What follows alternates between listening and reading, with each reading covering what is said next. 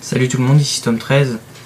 On se retrouve pour une petite vidéo, cette fois-ci sur After Effects, et je vais vous apprendre à créer des flèches en 3D pour vos edits snipe. Donc je vous montre vite fait ce que c'est. J'ai utilisé dans ma dernière vidéo montage.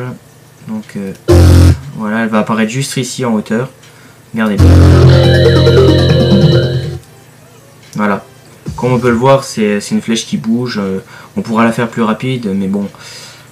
Après c'est comme vous voulez. Je vais vous montrer juste les bases et puis après vous faites avec votre originalité. Donc vous importez votre clip dans After Effects.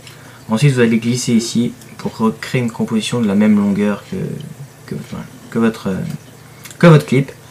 Donc là je pense que je vais mettre une petite flèche en fait ici. Donc je vais prendre l'outil, je vais appuyer sur I et je sais pas si vous je vais appuyer sur I.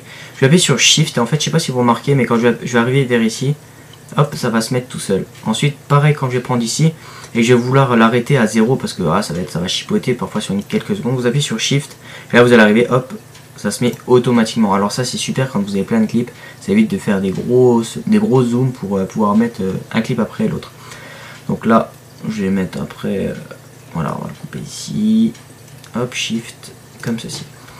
Donc on va mettre vers ici la flèche. Donc déjà pour faire plus beau on va mettre un Twixtor. Donc pour ça c'est soit vous en avez un ou soit vous en avez pas, mais si vous n'en avez pas c'est pas très grave.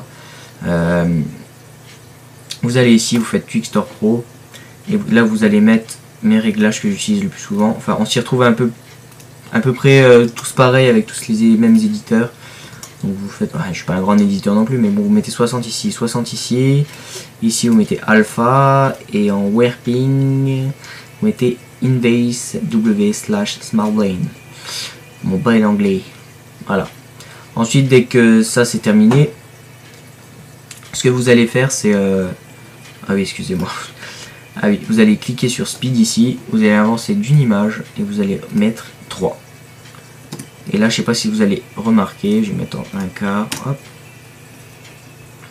On peut voir qu'on a notre petit ralenti, voilà. Donc hop. Là maintenant ce qu'il faut faire c'est créer une nouvelle composition pour pouvoir créer la flèche. C'est plus pratique que de le recréer sur le clip. Donc on va faire une nouvelle composition. Alors vous mettez OK, que ça soit noir. Ensuite ce que vous allez faire c'est mettre, cliquer ici et mettre gris. Et vous allez appuyer sur l'accent circonflexe pour que ça fasse apparaître ceci. Donc je vous montre vite fait comment faire. Après vous prenez votre outil plume et ici vous allez faire votre flèche. Donc c'est vraiment très simple. Vous faites vraiment la flèche que vous voulez, comme ceci. Hop. Si vous voyez que vous êtes parti de travers, c'est pas grave, ça se corrige.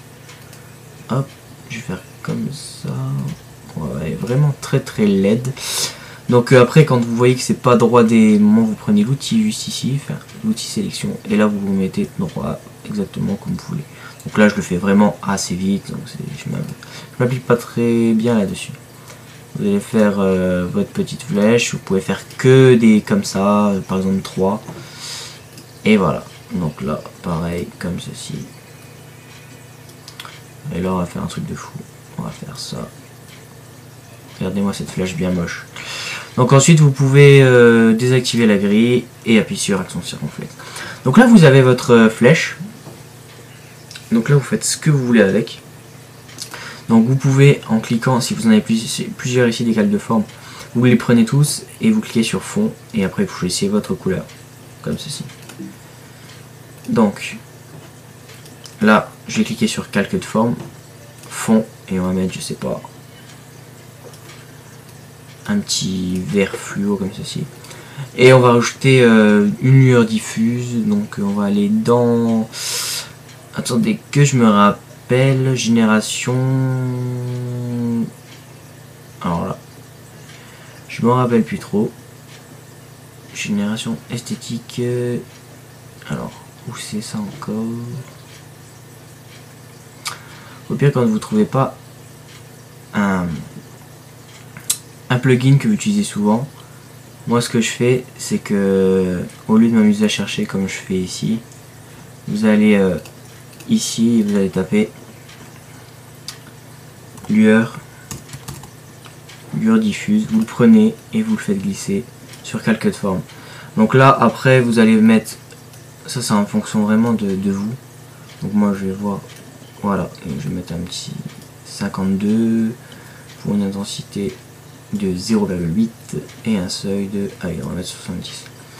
Donc après vous pouvez vraiment faire comme vous voulez. Donc là vous avez votre petite flèche. Maintenant pour l'importer dans votre clip, alors ça c'est très facile. Vous allez revenir sur projet, vous allez revenir sur Paris ici, et là vous allez glisser la composition qui s'est faite ici, juste ici.